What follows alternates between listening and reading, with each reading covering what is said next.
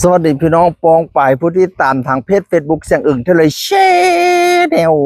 วันนี้หาพี่พาน้องมาเที่ยวห้วยกระทิงพี่น้องแพไพงามแพไพงามนี่นะกำลังสิลงแพเพราะแม่นกำลังสิลงแพหรอกมูค่อยมาแล้วมูค่อยลงแพไปแล้วเรียบร้อยว่าสิขี่เรือนำไปวันนี้นะ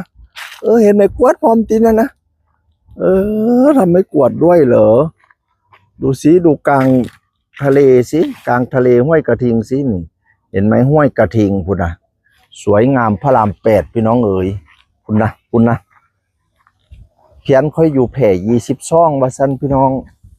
โอ้ธงชาติไทยเด้อดินแดนประเทศไทยเด้อเขมรสุยมาลักเอาเด้อพุ่นนะพี่น้องแผ่ห้วยกระทิงสวยงามพระราม8ทะเลเมืองเลยตั้งชื่อเป็นทะเลเลยบ่ดีถึงแผ่นางงามจังเนาะแผ่นางงามจังเนาะเนี่ยพี่น้องเนี่ยห้วยกระทิงแผ่ห้วยกระทิงพูดนะอย่างพูดงามเก่ง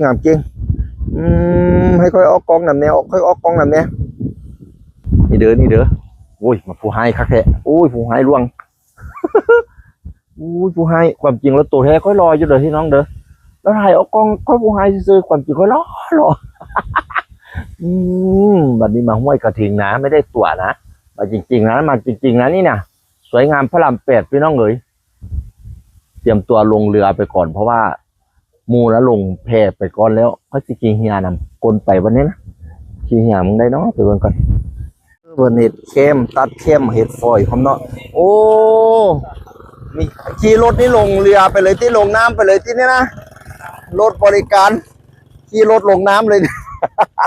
โอ้มีถึงเรือมีถึงรถแน่นอนจังแห่ไผ่งามพุ่นนะอาณาจักรพุ่นนะไอ้ลูกหลานเล่นล้นเล่นอยู่แห่นี้ดีจริงนะเรือเตรียมตัวออกไปแห่เขาขี่เรือนี่พี่น้องเอ๋ยโอ้ลมพัดเย็นเสียดีนะวะพุ่นนะแห่ต่างๆนะพี่น้องสวยงามมากเลยสวยงามพระราม8นะงามจริงเนาะแต่แผลใหญ่พุ่นนะขี่เรือบ่ไปขี่เรือไปก่อน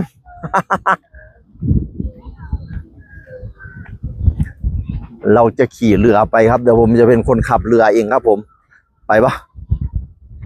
ไปนั่งเรือเขาสิหานั่งเรือพี่น้องไปเด้อผู้ใดสิขี่เรือมาเด้อสิไปสตาร์ทเรือก่อนโอ้ยมันบ่ถนัดนะถึงถ่ายคลิปถึงนี่บ่ถนัดพี่น้องค่อยสิได้ขับเรือแล้วนี่นะเขาสิสตาร์ทนั้นบ่มีมือสตาร์ทเอาซ้ำนี้ก่อนเด้อพี่น้องเดี๋ยวเขาสิออกไปสตาร์ทเรือแล้วเขาสิขี่เรือออกไปซ้ำนี้ก่อนเด้อคลิปต่อไปยังว่ากันไหมขับเรือก่อน